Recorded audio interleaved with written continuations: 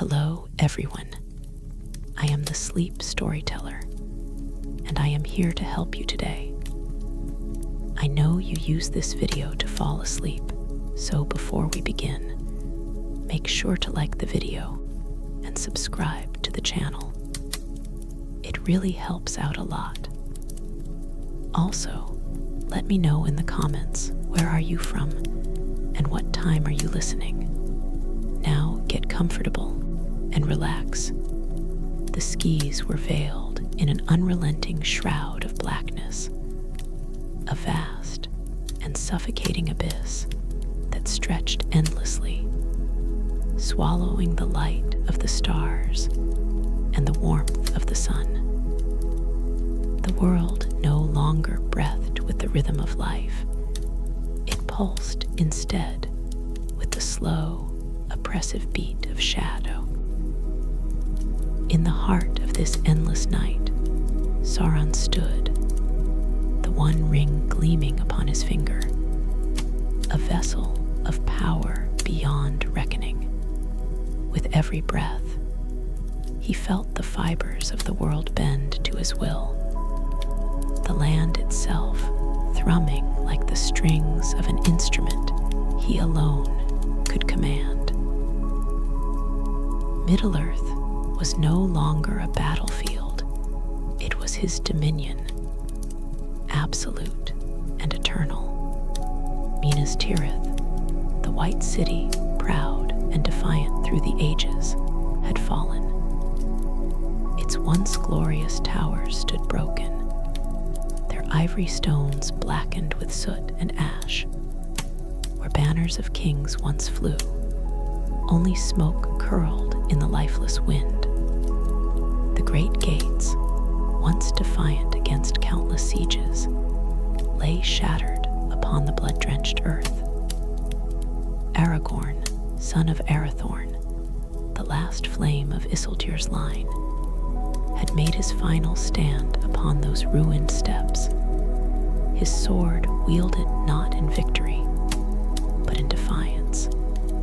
The Witch King's mace had struck him down, splintering bone and shattering legacy. The house of Elendil was no more. The city did not burn in defiance, it smoldered in silent surrender. Rohan fared no better. The riders had charged into oblivion, swords raised against the inevitable tide. Eomer, the last marshal of the Riddermark, had led his warriors in one final gallop across the dying fields of his homeland, their cries swallowed by the roar of an endless sea of orcs. The golden hall of Meduseld was no sanctuary. It was now a pyre, its wooden walls consumed by black flame, its halls emptied of songs and filled with the silence of the dead. The banners of the Mark, once woven with the golden horse of Rohan, lay trampled in the dirt, indistinguishable from the dust and decay that now consumed the land. But the doom of men was not the only toll paid upon the altar of dominion. The elves, ancient and wise, did not fall in battle, they withered. The moment the one ring returned to its master, the three rings of the elves were undone. Vilya, Nenya, and Narya, the secret lights of their fatting race, flickered out, and with them, the last remnants of their golden age. In Lothlorien, Galadriel watched the light of her realm flicker and die. The Malorn trees, once radiant with golden leaves, twisted into gray husks, their ancient roots recoiling in anguish. The once gilded woods crumbled into lifeless shadow, and as the orcs descended upon the land, the Lady of Light did not stand to fight. There was nothing left to defend. Rivendell, the sanctuary of ages, was no more. Elrond stood at the brink of his beloved home, watching as the waters of the Bruinen, which had once risen in fury to repel the enemy, now ran still and lifeless.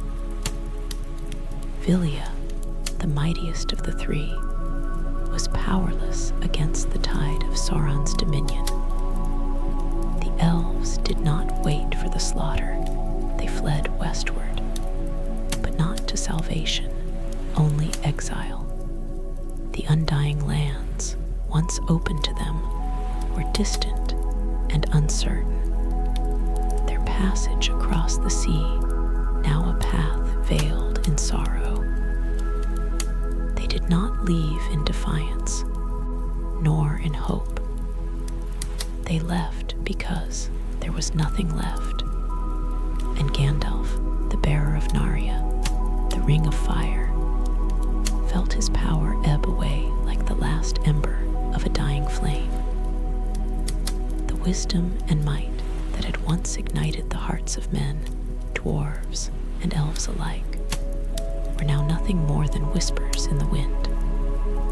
He had stood against the Balrog in the depths of Khazad-dûm, had defied the darkness of Dol Guldur, had fought with every ounce of his being to keep hope alive, but hope was gone. He did not fall in battle, nor was he struck down by an enemy's blade. He simply faded, swallowed by the shadow he could no longer resist. The world did not fall in war. It fell in silence. The lands of men lay empty. Their cities crumbled into graves. The elves vanished like the last breath of autumn. The dwarves sealed themselves away in the depths of the mountains, their forges cold, their halls abandoned to the creeping dark. And above it all, Sauron stood upon his blackened throne, not victorious, but unchallenged. The world was his, not by conquest, but by annihilation. The One Ring did not grant him a kingdom. It made him the world's sole master. But even dominion was not enough. Sauron's gaze did not rest upon the ruin he had wrought. It turned ever upward, to the void beyond the sky. He knew the Valar watched, those ancient powers who had once cast Morgoth, his master, into the abyss. He knew they had intervened before, bringing ruin upon those who defied the natural order. And yet, they had done nothing to stop him. Were they afraid? Were they indifferent? Or did they simply lack the will to act? It did not matter. He would force their hand. If they would not come for him, he would give them a reason. He would stretch his power beyond the borders of Middle-earth, beyond the seas and the sky, beyond the very fabric of creation itself. He would not be bound to art alone. He would reshape existence, twist it to his own design. And if Eru Ilúvatar, the great creator, still watched from the timeless halls, then Sauron would make him choose. Intervene and risk everything, or remain silent and lose the world forever. Sauron, once the servant of Morgoth, was no longer a lieutenant of the dark. He was its master. And for the first time in all the ages of the world, he no longer sought to rule, he sought to unmake. The world trembled beneath the weight of a power that no longer sought dominion, it sought erasure. The wind no longer carried the breath of life. It was a stagnant whisper. a lingering echo of a world that once thrived, but now lay in ruin. The rivers, which had once carved through the lands as the veins of Middle-earth, now ran thick with the poison of despair, blackened and bitter, stripped of their purpose. The forests did not burn, they rotted, their roots curling inward, their leaves disintegrating into ash before they could even touch the ground. The sky was no longer a vast canvas of dawns and dusks. It was an endless void, impenetrable even by starlight, a ceiling of darkness that pressed down upon the world like an unrelenting hand. And in the heart of this silent annihilation, Sauron stood, unchallenged, unopposed, watching his vision take shape. He did not need an army to march. The land itself had become an extension of his will, bending, twisting, breaking. The last remnants of resistance had long since fallen, their final cries swallowed by a fate worse than death. For Sauron did not simply destroy, he erased. The Nine, his most loyal servants, no longer existed as mere wraiths bound to their cursed rings. They had become something far worse, something beyond even the grasp of mortal fear. Where they passed, the world itself recoiled. Their presence did not kill the body, it shattered the soul. Cities did not fall to their blades, but to their whispers, to the madness they wove into the minds of men. The last survivors of Gondor, of Rohan, of the scattered realms of men, did not die in battle, they fled, seeking shelter in the caves and the depths of the earth. But even there, they found no sanctuary, for the world itself no longer belonged to them. Beneath the mountains, the dwarves had sealed their halls, locking themselves away in the stone that had once been their strength. But stone was not safety.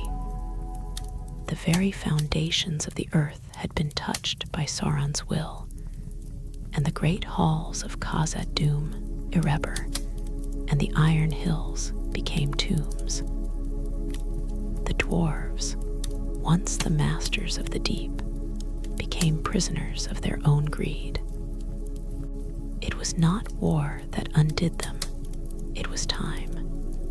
Time twisted by Sauron's unyielding grasp, turning their strongholds into empty husks, their people into shadows of what once was. And the elves, they had always known their time was ending, but never like this. Lothlorien had crumbled into dust, its beauty turned to ruin in the absence of Nenya's power. Rivendell was silent, abandoned by those who had once sung beneath its waterfalls. Those who could still flee had taken to the seas, seeking the distant shores of the undying lands. But even the west felt farther than ever before, as if the world itself had begun to shrink, pulling inward, folding upon itself beneath Sauron's dominion. The elves did not sail in triumph. They sailed in mourning, leaving behind a land that no longer remembered them. And yet, even in absolute victory, Sauron found no satisfaction. He had expected to feel the thrill of conquest, the pleasure of ultimate dominion, but he felt nothing. The world, now reshaped in his image, was silent, empty, meaningless. Power had been his purpose, his lifeblood. But what was power without opposition, without defiance, without someone to resist him? His gaze lifted once more, not to the lands that lay in ruin beneath him, but to the heavens beyond, the Valar. He had spent an age in their shadow, had once trembled at their might. But where were they now? They had intervened before, had cast Morgoth into the void, had crushed Númenor beneath the waves. But for all their supposed wisdom, their divine judgment, they had done nothing to stop him. He had conquered the world, torn it apart, remade it in darkness, and they had simply watched. Or perhaps they had abandoned it altogether. The thought was tantalizing, intoxicating. If the Valar had turned their backs, if Ilúvatar himself had forsaken his creation, then Sauron was not simply the ruler of Middle-earth. He was its god. There was no higher power, no judgment to face, no reckoning waiting beyond the veil of time. The world was his, because no one else dared to claim it. But what if he was wrong? What if the Valar still watched? What if they waited, biding their time, choosing the moment to strike? He would not allow it. He would not give them the satisfaction of stripping him of his triumph. If they would not come for him, he would go to them. He would shatter the very foundations of Arda, tear through the veil that separated the mortal realm from the divine. He would not be bound by the limits of this world. He would transcend it. And so, Sauron reached outward, beyond the world of flesh and stone, beyond the boundaries of the known and the seen. The one ring gleaming upon his finger pulsed with a power that had never been fully unleashed. Until now, the earth trembled, the sky cracked, the very fabric of reality shuddered beneath the weight of his will, and in the farthest reaches of existence, in the timeless halls where the Valar dwelled, something stirred. The air itself seemed to recoil, as Sauron's will stretched beyond the confines of the world. The one ring, forged in the fires of Mount Doom, was no longer just a tool of dominion. It was a vessel, a key to something far greater. Power coursed through it, pulsing in rhythms that defied the natural order, rippling through the bones of Arda, shaking the pillars of existence. And the world, bound to him through its corruption, trembled in answer. The mountains groaned, their peaks twisting into jagged, unnatural spires, blackened and sharp, like the teeth of some great beast. The rivers that had once carved the lands in defiance of time now reversed their course, twisting backward in slow, sickly spirals, their waters thick with the remnants of a world unmade. The wind, long subdued beneath Sauron's dominion, suddenly howled not in rebellion, but in agony, as though the very air could feel the weight of the great upheaval that had begun. And above, beyond the void of the clouded sky, something unseen stirred. In the timeless halls, where the Valar had long watched over the fate of Arda, the fabric of reality rippled with a disturbance that could not be ignored. Manwë, Lord of the Winds, felt the weight of it first, his command over the skis faltering as something deeper, something darker, sought to unravel the very harmony of the world. Ulmo, who had shaped the seas since the first song of creation, sensed the corruption seeping into the waters, felt the unnatural pulse of Sauron's reach, extending beyond the physical and into the very essence of being.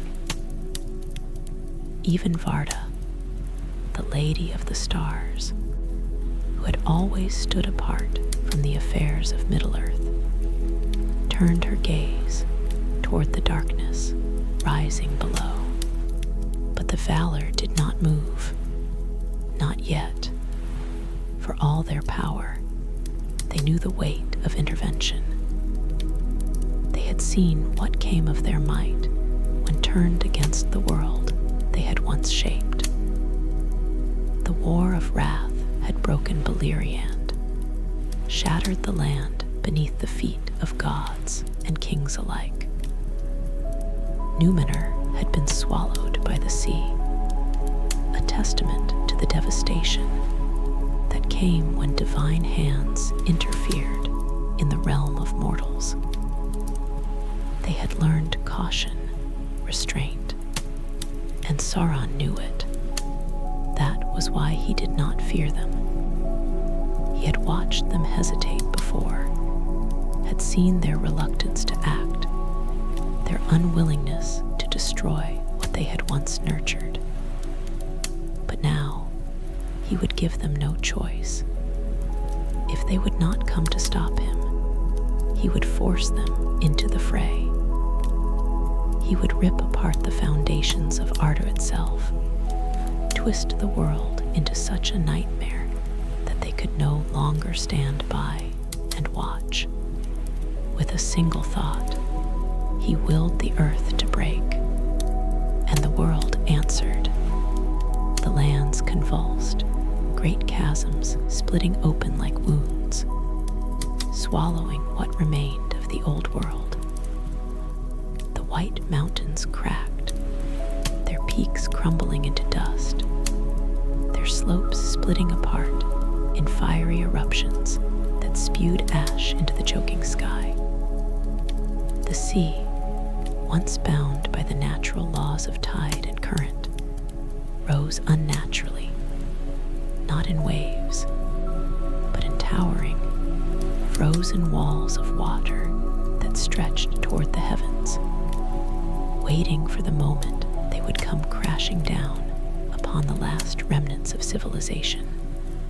But it was not destruction alone that Sauron willed into being. It was transformation. The world would no longer bear the name Arda. It would be something new, something reshaped in his image.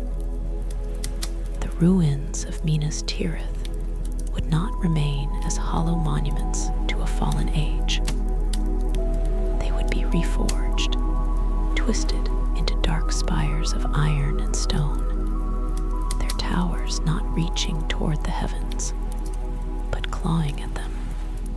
Where the white tree had once stood, its roots deep in the memory of Numenor, Sauron now raised a monument of his own, a great, lidless eye of blackened steel, its fiery core a mockery of all that had once been sacred, the remnants of Gondor, of Rohan, of the scattered free peoples, had no fight left in them. They had seen their world stripped away, not by battle, but by inevitability. There was no war left to wage, no armies left to rally. And so, they did not resist. That was the final victory.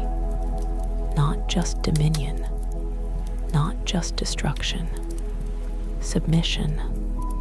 And yet, as Sauron stood upon the highest tower of Barad-dûr, his form wreathed in shadow, his will intertwined with the very fabric of existence.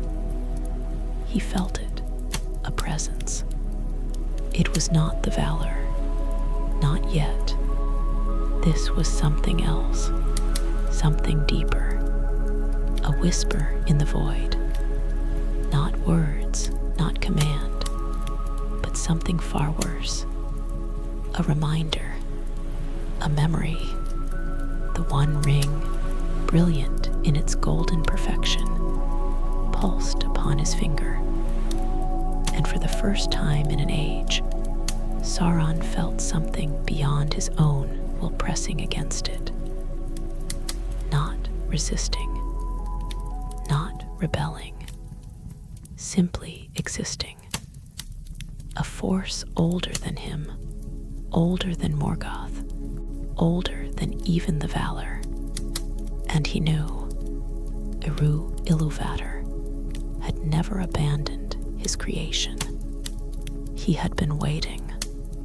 Sauron's lips curled into something that was not a smile, but not quite a snarl either.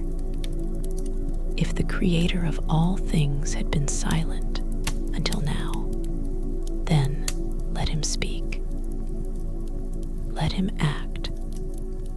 If Eru still held power over Arda, then Sauron would force him to prove it.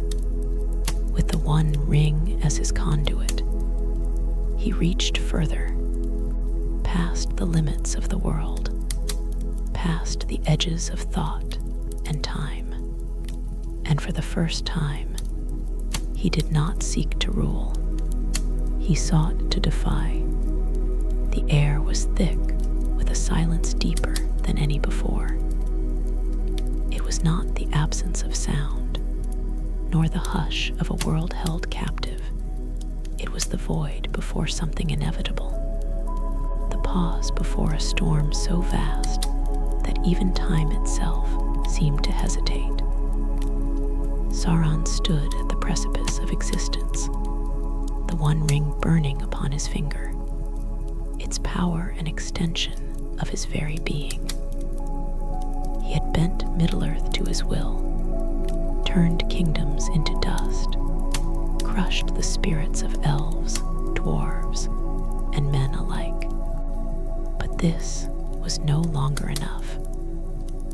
If the Valar would not come, if Eru Ilúvatar still watched in silence, then he would force the hand of the divine itself.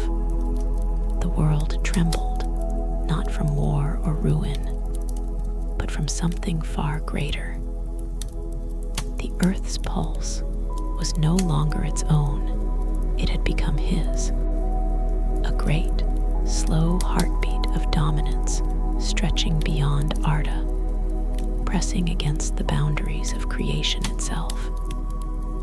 He had always understood power, but this was different.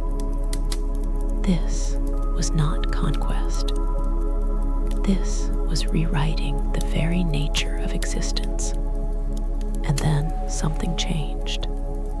It was not a roar of defiance, nor a sudden strike from the unseen heavens. It was subtle, almost imperceptible, a shift in the air, a distortion in the fabric of the world. The ring, brilliant and unwavering, pulsed not with the steady rhythm of power, but with something uncertain, something foreign. Sauron felt it immediately, a presence unlike any before, neither resisting nor submitting, but simply watching.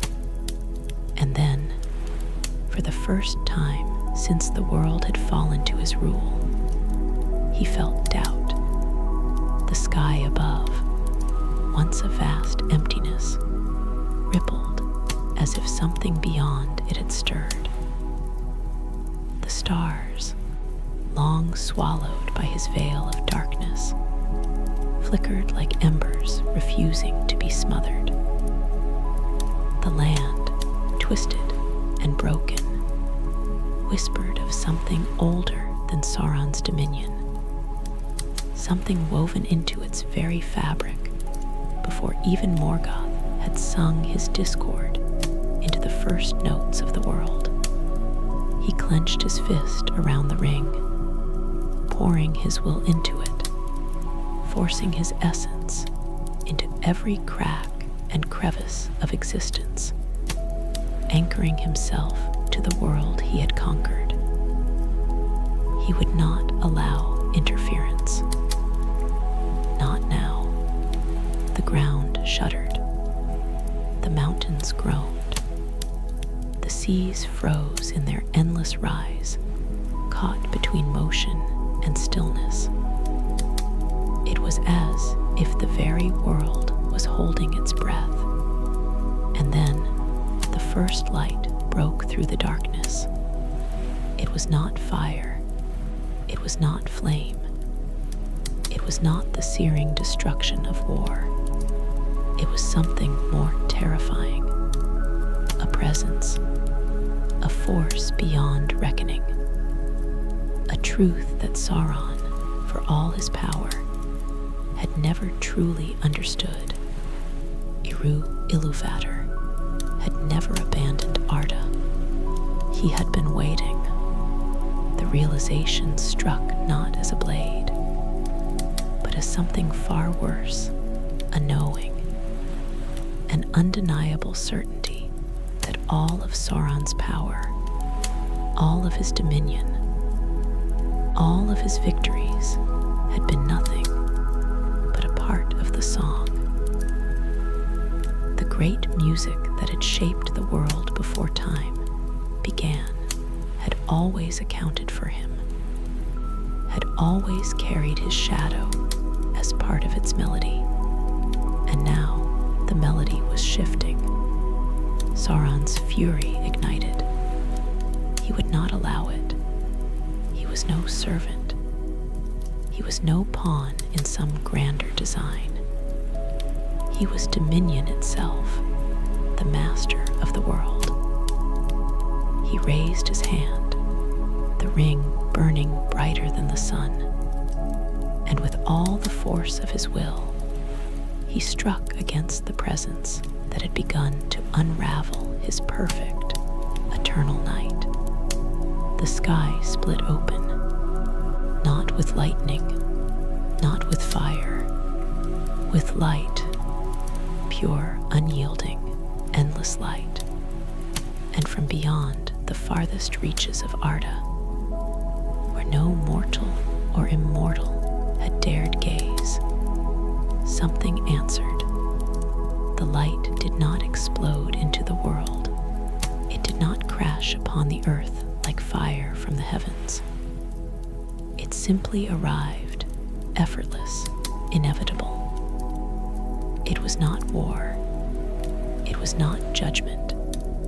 It was not wrath. It was truth, woven into the very essence of existence. And Sauron, for all his power, for all his might, for all his dominion, was unprepared for it. He stood atop the highest tower of Barad-dûr, his blackened throne now a silhouette against the radiance beyond. The one ring burned upon his finger, its golden surface thrumming with an intensity it had never known before. Power surged through him more than he had ever wielded, more than he had ever imagined. He was no mere lord of shadow anymore. He was the heart of Arda, the pulse of its very being. Through the ring, he had become the world itself, its master, its architect, its god. But the light did not break upon his dominion like an enemy's sword. It did not seek to destroy him. That was what made it terrifying. It simply existed, and that was enough. Sauron reached outward, his will unfurling in waves, forcing the mountains to rise higher, the rivers to twist and coil, the earth to quake beneath his command. He would not yield. If the Valar had come to undo him, they would have to wrench him from the very bones of the world. He was not Morgoth, cast down and bound in chains. He had surpassed his master. He had become something more. But the Valar had not come. This was no host of the West descending in wrath. This was no storm of war, no battle between gods. This was Iluvatar, and for the first time, Sauron understood. The One Ring, bound to his soul, bound to his very essence, trembled upon his finger. It was no longer an extension of his will. It was a mirror, reflecting back to him something he had refused to see. The song had never been silenced. It had continued without him, beyond him, weaving even his rebellion into its melody. And now it was shifting. Sauron roared, his voice stretching beyond the limits of Arda, beyond the boundaries of creation itself. He would not accept this. He would not be cast aside like a mere instrument in another's design. He was Sauron, the Lord of the Earth, the Master of the Ring, the will unyielding. And yet the light did not waver. It did not fight him. It did not strike him down. It simply waited. The realization sank into him like a blade forged of ice. Iluvatar was not here to destroy him. Iluvatar was offering him a choice. For the first time since he had risen in the shadow of Morgoth, Sauron hesitated. The hesitation was a flicker, a brief faltering of will, but it was enough. The One Ring, bound to his very essence, quivered upon his finger, its golden surface no longer gleaming with unquestioned supremacy, but with something else, something uncertain. Sauron felt it, a presence that did not command, did not force, did not seek to conquer. It was not the dominion of the Valar, nor the wrath of the gods. It was choice, woven into the very fabric of the world, waiting to be answered. But he did not want choice. He had spent ages carving his will into existence, bending land and time and fate to his desires. He had torn kings from their thrones, swallowed civilizations into darkness, remade Middle-earth in his image. He was no servant of another's melody. He was the hand that rewrote the song. Yet, as the light remained, untouched by rage, unmoved by defiance, he understood. He had never been its enemy. He had been its echo. The world trembled beneath him. The mountains, the rivers, the shattered remains of fallen kingdoms, all were bound to him, tethered to his soul through the ring. If he let go, if he relinquished his claim, everything would unravel. His dominion was not just power, it was existence itself, wrapped around his will like roots entwined through the bones of the earth. To surrender was not defeat, it was unmaking, but the light did not demand it of him. That was what made it unbearable. He He clenched his hand into a fist, the ring burning hotter than ever before, a final, desperate pulse of defiance. He could fight. He could push back against this presence, force himself deeper into the fabric of the world, entwine his essence so completely that not even Iluvatar could strip him away.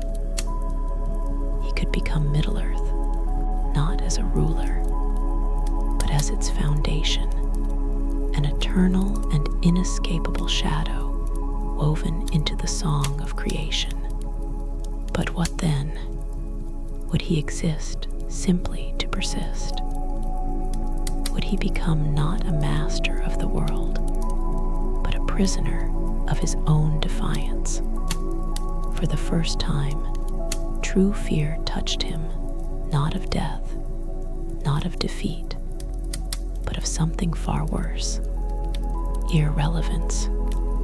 If he refused the choice, if he clung to power so completely that he became indistinguishable from the world itself, then he would not be Sauron. He would be a whisper in the earth, a breath in the wind, a presence that had no name, no will, no self. He would endure, but he would be nothing. And Iluvatar still waited, not with wrath, not with judgment, with patience. The world hung upon the precipice of his decision, silent, expectant. The ring, the key to all his power, all his dominion, all his existence, lay upon his hand, waiting for his answer. And for the first time in all the ages of the world, Sauron did not know what to do. The weight of the moment pressed against him, heavier than the foundations of Barad-dûr, heavier than the lifeless sky above or the blackened lands below. The one ring, the vessel of his will, burned upon his hand, not in fire, but in expectation.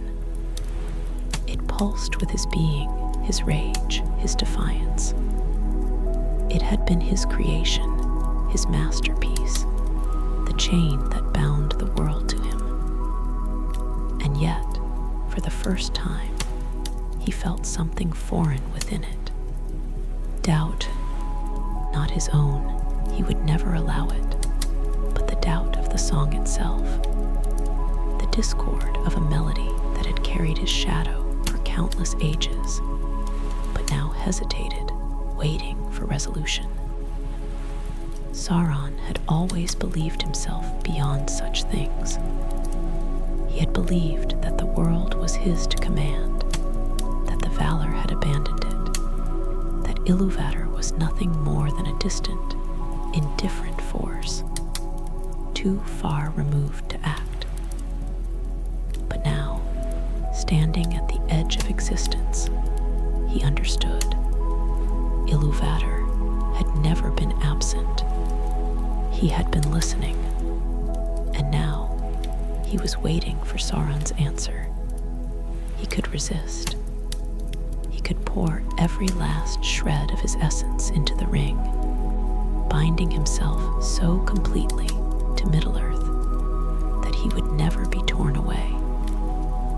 He could outlast even the Valar, become the darkness beneath the world, the whisper in every shadow, the weight that pressed upon the hearts of mortals for all eternity. But what would it mean? Would he be a ruler or merely a remnant? Would he be feared or simply endured? A master or a wound that refused to heal? The land shuddered. The sky quivered. The fabric of existence tightened around him, waiting.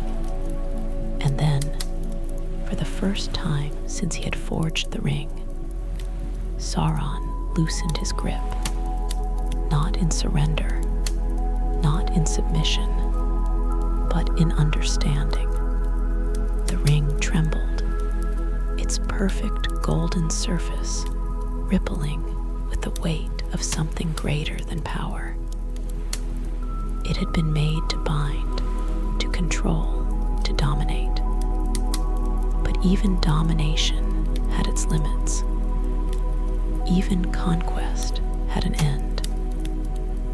And what was a master with no world left to rule? The presence, the light, the voice, the song did not force him. It had never sought to. It only asked, would he remain as he was? Or would he become something else?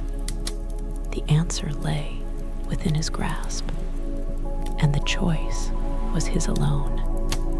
The moment stretched beyond time, suspended between what was and what could be.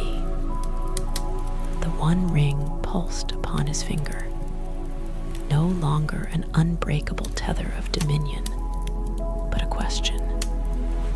It had always been an extension of his will, his voice made tangible, his dominion given form. But now it waited, not as a weapon, not as a chain, but as something else entirely. The world did not crumble beneath him. It did not rise in rebellion, nor did it shudder in fear. It was still listening, just as Iluvatar was listening. The Valar had not come to strike him down. There was no great battle, no war for the fate of Middle-earth. No judgment had been passed. No hand had reached to unmake him. Only this, a moment of choice. For the first time, Sauron saw the truth, not as a lord of darkness, not as a conqueror, but as something deeper, something stripped of titles and purpose. He had believed himself to be the hand of dominion, the master of all things, the inevitable ruler of Middle-earth. But the world had never truly belonged to him. He had fought against it, shaped it, crushed it, twisted it, but he had never understood it. The song had carried him from the beginning, weaving his rise and fall into its melody. And yet, he had fought against it, trying to make it his own. But Iluvatar had never cast him aside.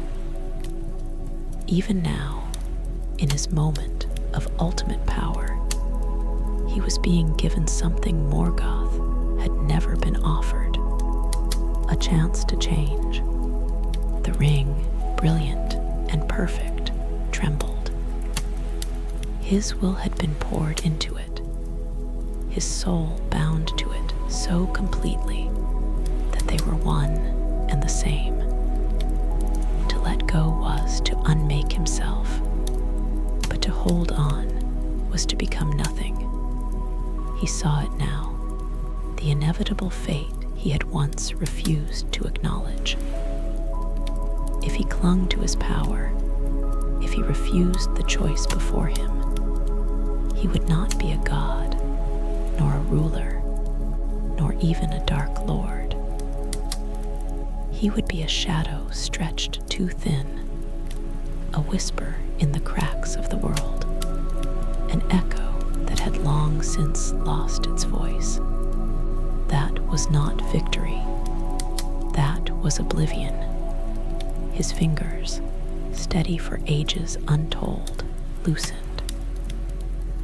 The ring, the symbol of his will, his dominion, his existence, slipped free, its weight vanishing as it fell. Not into fire, not into destruction, but into the song itself. And the world exhaled. The darkness did not shatter in a single blinding burst of light. It did not vanish in fire or flood. It faded, retreating not as an enemy driven away, but as something no longer needed. The sky did not brighten all at once, but the stars returned, their light piercing through the veil that had hidden them for so long. The lands did not heal overnight, but they breathed again, free of the weight that had bound them. Sauron stood at the edge of all things, no longer bound to the ring, no longer tethered to the world in chains of his own making. He was still there, still himself, but different.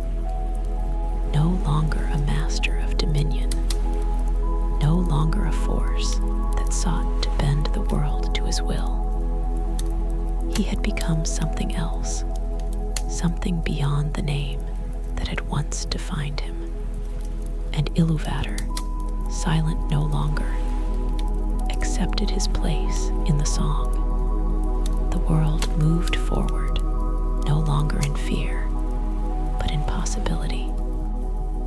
The mountains stood. The seas stretched toward the horizon.